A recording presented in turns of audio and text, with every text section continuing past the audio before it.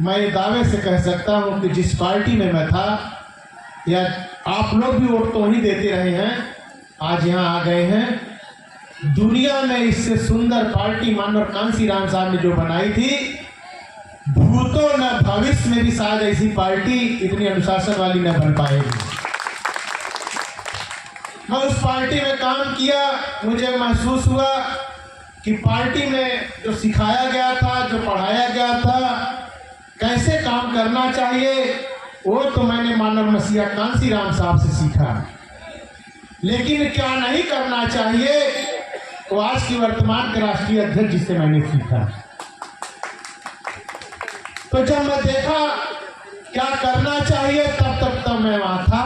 तब जब नहीं करना चाहिए, ये कारवां तेजी से होने लगा, तो हमने कहा क्या करना चाहिए। उस काम को करने के लिए मुझे अभी स्थान तलाशना चाहिए। तब मुझे चिंतन मनन के बाद समझ में आया कि आजाद समाज पार्टी कांशीराम के राष्ट्रीय अध्यक्ष भाई चंद्रशेखर आजाद जी के नेतृत्व में काम करना चाहिए। वही मानव मसीहा कांशीराम साहब का कारनामा को आगे बढ़ाया जा रहा है। साथियों, कैसे? अब आप सोचेंगे कि इतना जल्दी कैसे? साथियों, तमाम आंदोलनों के बाद सैकड़ों वर्षों का आंदोलन है। हजारों वर्षों से हमारे लोग सताए, दबाए, कुचले, मारे, पीटे, अधिकार विहीन बनाए गए थे। तमाम महापुरुष संत गुरु आए, लेकिन अगर इस कारवां को किसी ने सम्मान दिलाने का काम किया, अमली जामा पहनाने का काम किया, कानूनी अमली जामा पहनाने का काम किया, संपूर्ण भारत को एक सूत्र में पिरोने का काम किया, सभी जातियों को एक अधिकार दिलाने का काम किया, तो साथियों वे थे इस धरती के डॉक्टर बाबा साहब अम्बेडकर, जो भारत के भाग्य विधाता और भारत के संविधान निर्माता। अगर बाबा साहब न होते तो हम आप यहाँ कुर्सी पे बैठे नहीं होते, किसी न किसी मनवादी के खेत खलियान में हम आप काम करते हुए दिखाई देते। हम एक बंधुआ मजदूर और बंधुआ जिंदगी ही हम जी सकते थे, हमारा अपना कोई जीवन नहीं होता। धन्य बाबा साहब ने बेशुमार तकलीफों का सामना करके उन्होंने इस कारवां को आगे बढ़ाया। संत गुरुओं को जो उन्होंने दिया, हम उनकी बात अगर करें तो दिन रात लग जाएगा। उनके विचार, उनकी बात के किए काम को हम खत्म नहीं कर पाएंगे। आती है बात 6 दिसंबर 1956 को, जब डॉक्टर बाबा साहब अम्बेडकर इस दुनिया से चले जाते हैं, तो बहुजन समाज अनाथ हो जाता है। उनके जाने के बाद इस देश में 2 प्रकार के चमचे पैदा होते हैं। इस देश में 2 प्रकार के चमचे पैदा होते हैं। एक राजनीति में चमचा पैदा होता है और एक पब्लिक सेक्टर, सरकारी नौकरियों में। 2 प्रकार के चमचे पैदा होते हैं और उन चमचों ने पूर्ण रूप से मनवादी पार्टी, उस समय की सबसे ताकतवर, जिसके हाथ में देश और प्रदेश की बागडोर थी, कांग्रेस ने तमाम चमचे पैदा किए, लेकिन उन चमचों ने अपना तो घर भरा, लेकिन नालायक लोगों ने बाबा साहब के द्वारा काम को बिल्कुल तिलांजलि देने का काम किया। उसी बीच में 1964 में मानव मसीहा कांशीराम साहब जी का उदय होता है। एक घटना घटती है, जिस जगह वो क्लास 1 ऑफिसर होते हैं, अनुसंधान अधिकारी होते हैं, साइंटिस्ट अधिकारी, उसी विभाग में एक दीना भाना नाम का भंगी होता है। उससे जब वहां का जो मनवादी उसका अधिकारी होता है, छुट्टी को लेकर के आपस की जब मनमुटाव और वैचारिक लड़ाई होती है बाबा साहब की छुट्टी को लेकर, तो दीना भाना के ऊपर गुस्सा करता है। दीना भाना नौकरी की भी परवाह न करते हुए वे बाबा साहब की छुट्टी 14 अप्रैल के दिन नौकरी पे नहीं आते हैं। वो दिन बाबा साहब के उस जन्म दिवस को त्योहार के रूप में मनाते हैं, जैसे आप लोग या तमाम लोग होली और दिवाली के रूप में मनाते हैं। दीना भाना के लिए वही होली थी, वही दिवाली थी, वही ईद थी, वही उनके लिए त्योहार था, वे मनाते हैं। जब दूसरे दिन जब आते हैं तो जो मनुआदी जो था ब्राह्मण, वो कहता है कि आज क्या करने आए हो, पहले तो पत पूछो कि नौकरी में तुम हो कि नहीं हो। दीना भाना कहता है कि ऐसी हजारों नौकरियों को लात मारता हूँ, डॉक्टर बाबा साहब अम्बेडकर से बड़ी मेरी धरती पे कोई नौकरी नहीं, कसम मानता है। सारी घटना वाद विवाद होता है। मानव मसीहा कांसी राम साहब दरवाजे पे खड़े होकर वो सुनते हैं, देखते हैं। जब दीना भाना गेट से बाहर निकलता है तो मानव मसीहा कांसी राम पूछते हैं, क्यों भाई दीना भाना, ये डॉक्टर अम्बेडकर किस चिड़िया का नाम है? तो दीना भाना बाबा साहब के बारे में मानव मसीहा कांसी राम साहब को पूरी बात बताते हैं और उनको एक किताब देते हैं। मानव मसीहा कांसी राम साहब को उस किताब का नाम होता एनिहिलेशन ऑफ कास्ट, जाति भेद का उच्छेद। बाबा साहब की लिखी किताब रहती है। मानव मसीहा कांसी राम साहब वो किताब ले जाते हैं, रात भर उस किताब को कई दर्जन बार पढ़ते हैं। लेकिन जब सुबह होती है तो मानव मसीहा कांसी राम साहब का जैसे इस धरती पे बुद्ध को ज्ञान प्राप्त हुआ था, इस धरती पे भगवान बुद्ध को ज्ञान प्राप्त हुआ था बुद्ध पूर्णिमा के दिन, उसी प्रकार से तारीख डेट तो हमें नहीं पता है, उसका तो वर्णन कहीं नहीं आता है, लेकिन उसी दिन मानव मसीहा कांसी राम साहब को ज्ञान प्राप्त होता है कि अब मुझे क्या करना चाहिए। साथियों, मानव साहब कागज और कलम उठाते हैं, 27 पेज की चिट्ठी अपनी माँ को लिखते हैं। मानव मसीहा कांसी राम साहब की शादी मंगनी हुई रहती है। कांग्रेस के विधायक होते हैं उनकी बेटी से पंजाब में। मानव साहब सिख रहते हैं और मानव साहब कागज कलम उठाने के बाद प्रतिज्ञा तो कई करते हैं, लेकिन वो 3 प्रतिज्ञा मैं महत्वपूर्ण बताऊंगा। पहली प्रतिज्ञा मानव साहब लिखते हैं 27 पे चिट्ठी के बाद, कहते हैं माँ, अब मैं सेहरा नहीं कफन बांधूंगा, जो मेरा पूरा जीवन है मैं बहुजन समाज की बिगड़ी बात को बनाने के लिए अपना पूरा जीवन दूंगा। मानव साहब दूसरी प्रतिज्ञा करते हैं कि पूरे विश्व में, भारत से लेकर के विश्व तक ले, किसी भी बैंक में मेरे नाम का 1 रुपया का खाता नहीं होगा और मेरे नाम से 3/6 तक की भी जमीन नहीं होगी। ये मानव मसीहा कांसी राम साहब दूसरी प्रतिज्ञा करते हैं। तीसरी प्रतिज्ञा मानव मसीहा कांसी राम साहब कहते हैं, आज से मां मैं किसी के मरनी करनी, तेरही बरही, शादी ब्याह बर्थडे में नहीं जाऊंगा और मैं पूरा जीवन जो है अपना जो मेरा समय बता है बाबा साहब के सपनों को साकार करने के लिए, दबे कुचले लोगों के लिए, बहुजन समाज को हुक्मरान समाज बनाने के लिए आज से इसी वक्त से मैं पूरा अपना जीवन अपने समाज के लिए देने तैयार हूं। ये तो साहब की 3 प्रतिज्ञा थी। 64 के बाद 65 स्टार्ट होता है और वे सोचते हैं तो प्रतिज्ञा तो कर लिए, करना क्या चाहिए। आरपीआई में मानव मसीहा कांसी राम साहब कार्यकर्ता के रूप में काम करते हैं, काम करने लगते हैं। लेकिन वहाँ एक गार्ड के धर्मशाला पूना में है, वहाँ एक घटना घटती है जो कांग्रेस का मोहन धारिया और आरपीआई का जो नेता दोनों मिलकर एक प्रेस कॉन्फ्रेंस करते हैं मानव मसीहा कांसी राम साहब उसी धर्मशाला के गेट के बाहर खड़े रहते हैं और वहां पे आरपीआई के लोग ठसाठस भरे रहते हैं। दोनों समझौता करते हैं और जब प्रेस कॉन्फ्रेंस करते हैं तो कहते हैं कि जो डॉक्टर बाबा साहब अम्बेडकर और जो महात्मा गांधी बापू का और बाबा का जो सपना था, जो दोनों भर जीवन भर 36 का आंकड़ा था, जो जीवन भर एकता नहीं बन पाई, उनके सपनों में एक नहीं हो पाए। आज हम लोग गांधी और बाबा को एक साथ कर दिए। वो क्या कर दिए?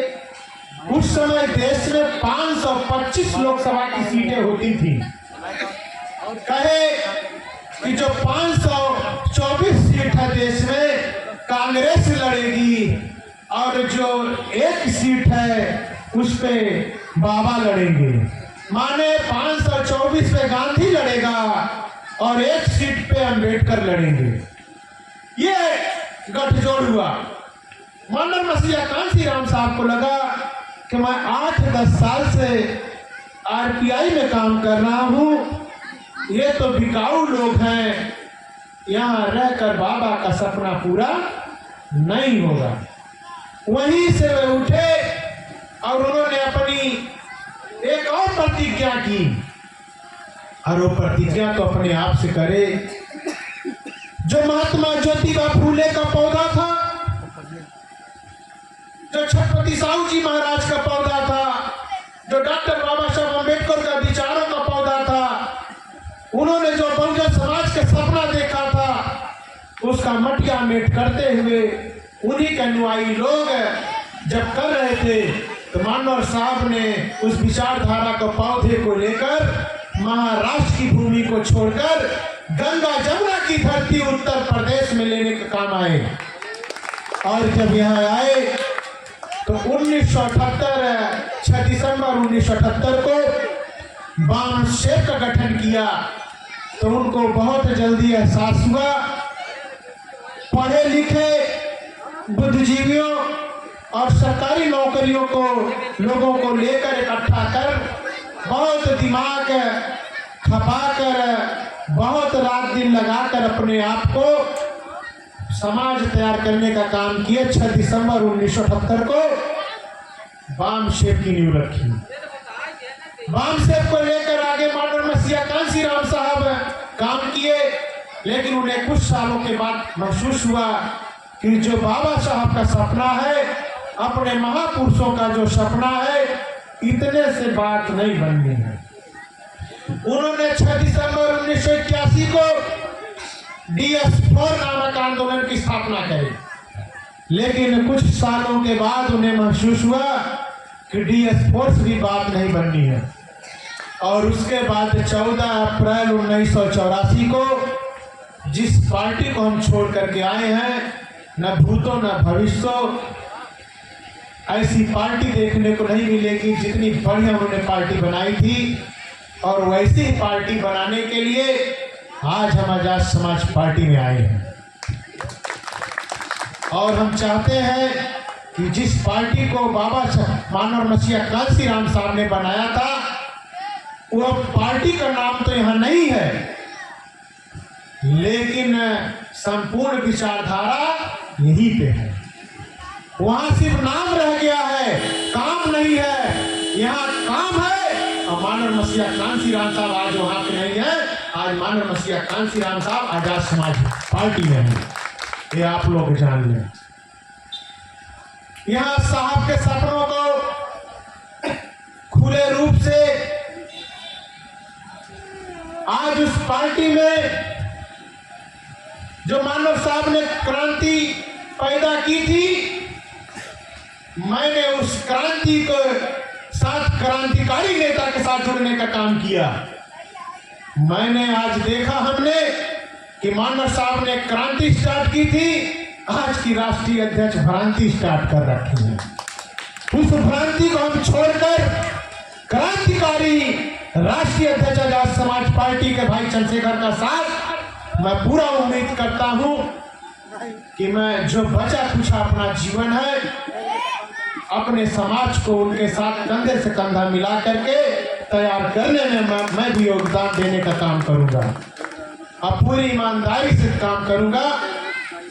मेरे साथ जो बहुजन समाज पार्टी से आए या जो लोग आएंगे या जो लोग मुझे जानते हैं, आप जानते हैं कि साथियों हम मेरा चेहरा दूसरे प्रकार का था, बहुत ईमानदार, निष्ठावान और एक अनुशासन के रूप में हमें जाना जाता था।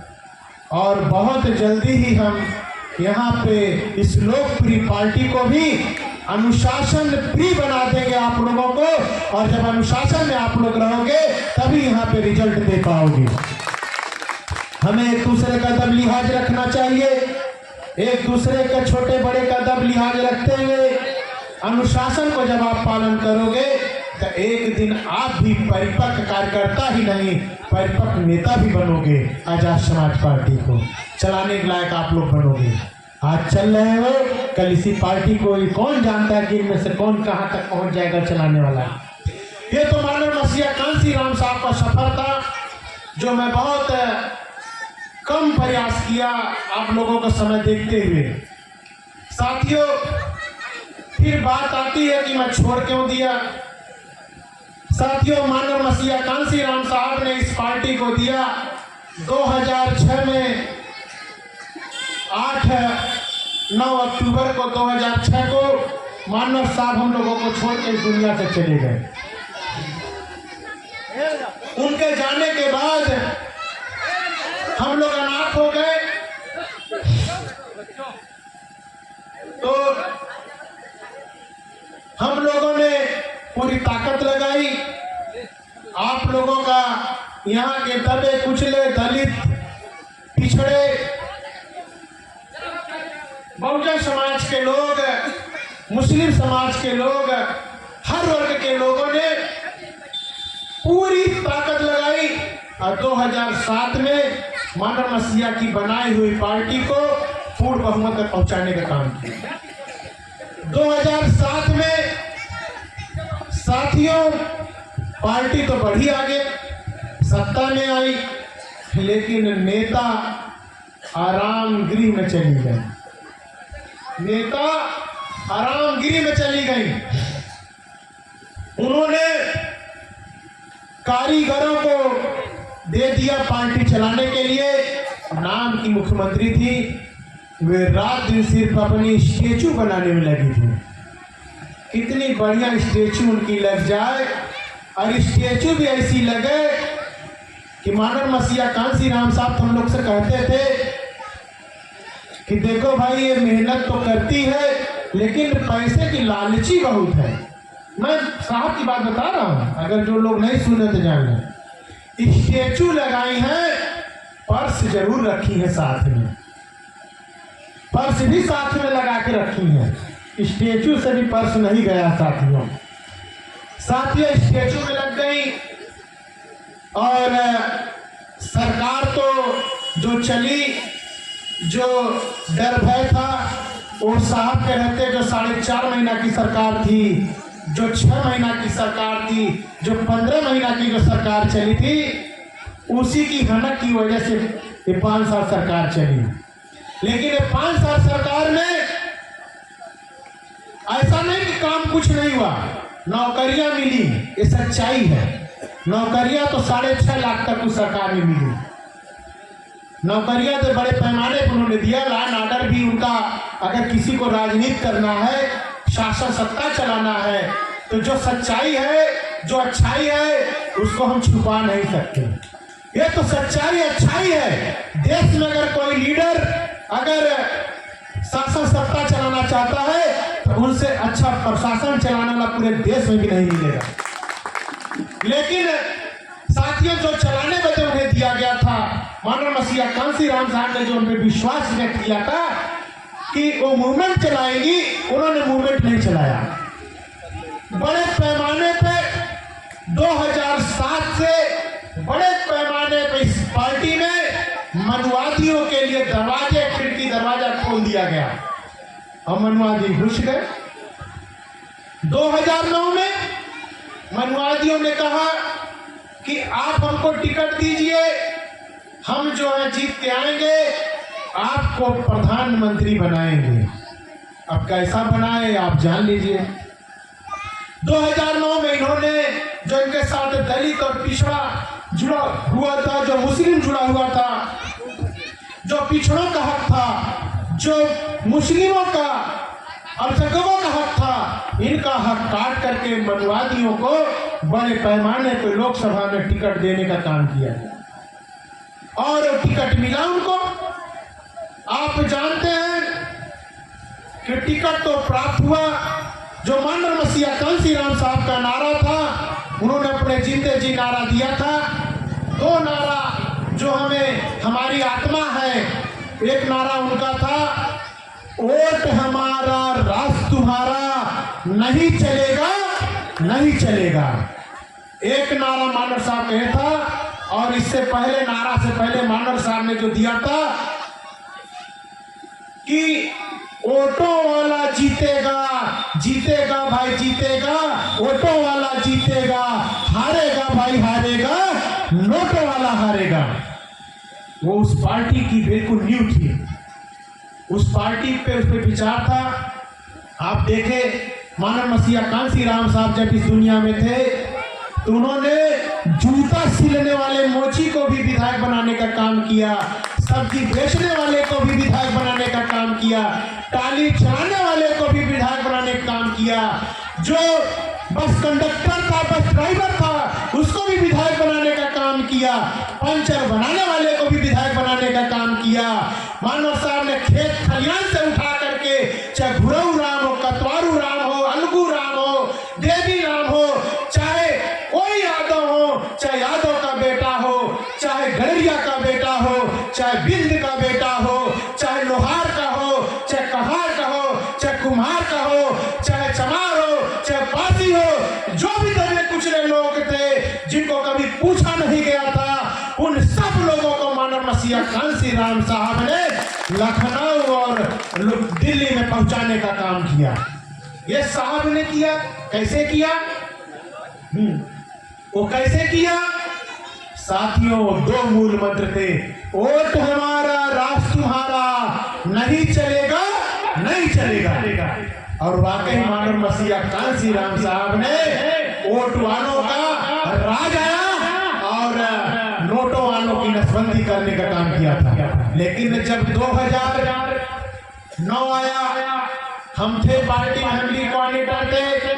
जब 9 आया तो एक नारा मानव मसीहा कांसीराम साहब के नारा के साथ खेल हुआ। पहला नारा चेंज हुआ। वो नारा था मानव मसीहा कांसीराम ने दिया था, जिसकी जितनी संख्या भारी उसकी उतनी हिस्सेदारी। ये भी मानव मसीहा कांसीराम साहब का नारा था। संख्या भारी का मतलब कि जिसकी जितनी आबादी हो, यादव की जो आबादी है, कुर्मी की आबादी जो है, चमौरिया की आबादी है, साक सैनी की जो आबादी है, गड़ेरिया की जो आबादी है, जो भी बिंद की आबादी है, निशाद की आबादी है, केवट मल्ला की आबादी है, प्रजापति की आबादी है, नाई की आबादी है, लोहार की आबादी है, आ जाओ अपना वोट लो, हमारे समाज का वोट लो, अपने समाज को तैयार करो और लखनऊ और दिल्ली इस पार्टी में बैठ करके भेजने का काम करता। ये मानव मसीहा कांसीराम साहब ने किया था और लोग गए भी, हर जात हर वर्ग के लोग वहां गए, पहुंचे भी। वो कैसे गए? मानव साहब का नारा था, जिसकी जितनी संख्या भारी उसकी उतनी हिस्सेदारी। मानव साहब ने संख्या भारी से भी बड़ी ज्यादा हिस्सेदारी देने का काम किया। और साथियों, लेकिन ये नारा साहब का नारा कैसे बदला? 2009 में पहला नारा, जिसकी जितनी संख्या भारी उसकी उतनी हिस्सेदारी, को संशोधन करते हुए, उसकी आत्मा की हत्या करते हुए नारा लगाया, जिसकी जितनी तैयारी उसकी उतनी हिस्सेदारी। वर्तमान की जो उस पार्टी की राष्ट्रीय अध्यक्ष है, इन्होंने नारा दे दिया। हम लोग बैठे थे, कई भाई देखो टिकट में वैसे लोगों को टिकट मिलेगा, अब जिसकी जितनी तैयारी उसकी उतनी हिस्सेदारी। ये तो इन्होंने दिया, लेकिन अनिल गौतम ने गौतम ने जो पढ़ा और देखा 2009 में, जिसकी जितनी थैली भारी वही बनेगा टिकटधारी। ये अनिल गौतम ने देखा साक्षात उस समय के राष्ट्रीय अध्यक्ष ने काम करने का।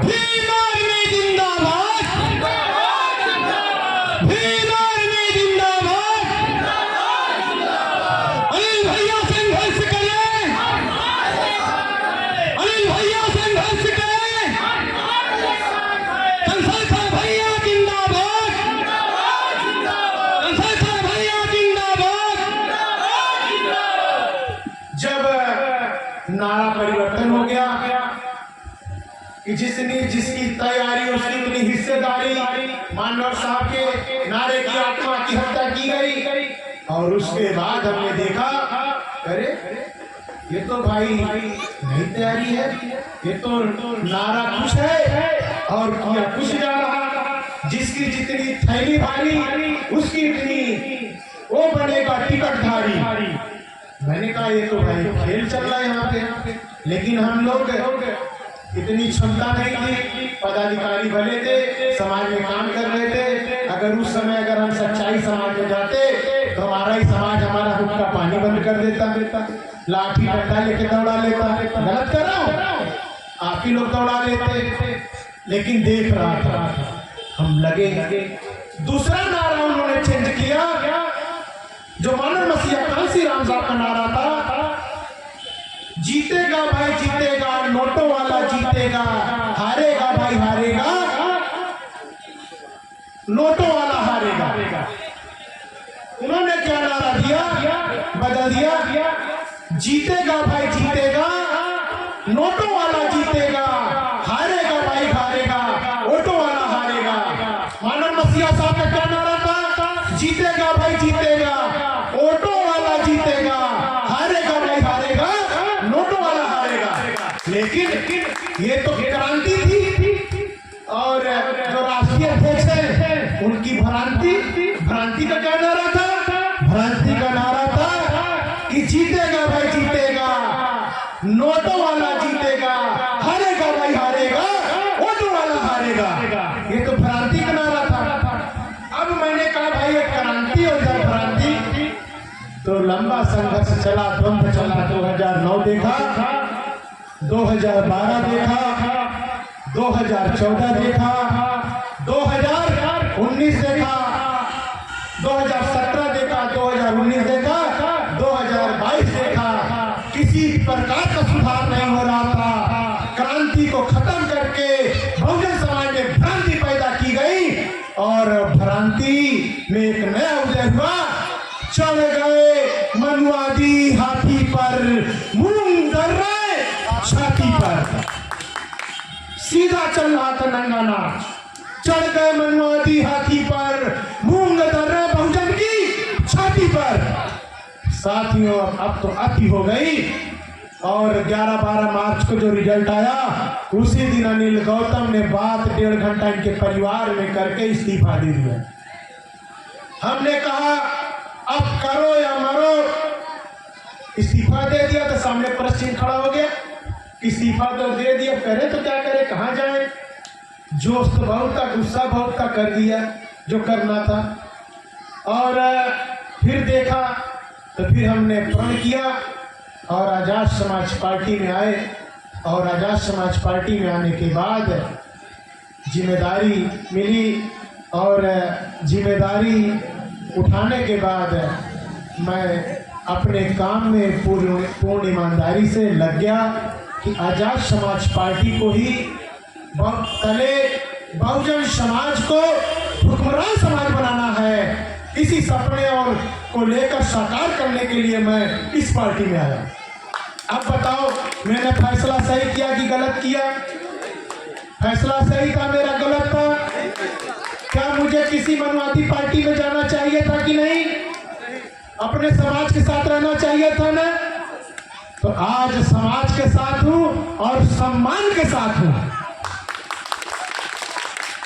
बहुजन समाज के साथ और सम्मान के साथ। और मैंने भी कई दर्जन नारा दिया है, वो सारे नारे आपके बीच में आएंगे और वो नारा मील का पत्थर साबित होगा। एक तो नारा मैं बता दे रहा हूँ, 2-3 नारा तो उसी दिन दिया, अब नहीं तो कब लड़ कर लेंगे सब। आप देखिएगा इस नारे का फिर एक नारा और दिया, अब नहीं तो कब हक लेंगे सब। और ऐसा ही नारा बहुत दिया हूं, कई नारा है, चिंतन मनन चलता है, आता है, नोट करता हूं, आपके बीच में आएंगे साथियों। इधर प्रदेश अध्यक्ष जी आएंगे, चूंकि अभी तो मैं और भी अपनी बात को विचारों को रखता, लेकिन आप लोगों की भावनाओं का ख्याल रखते हुए, क्यों भाई हैं, ठीक है, आप लोगों की भावनाओं का ख्याल रखते हुए आप लोग इंडिया को जाइए, जिताइए और एनडीए को हराइए।